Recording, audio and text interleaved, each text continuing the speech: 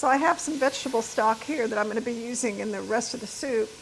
And I can just add a little bit if it starts to stick to the pan or seems like it's getting too brown, and that kind of cools it down a little bit.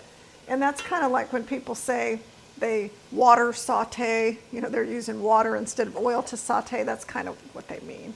But I'm just using the vegetable broth. And then sometimes I find that it helps to cover the pan for a couple minutes, and that cooks the vegetables better. So for example, when you're not using oil, it's harder to saute onions because the onions will just stay kind of raw tasting. So what I found for myself that works really well is if I put a little vegetable stock in with my water, in with my vegetables, not water, vegetable stock. It provides flavor, but it also tends to cook the onions and make them taste better. Okay, so I think that's good enough. And then last but not least, I have about, I think 4 cremini mushrooms, the baby portobello mushrooms.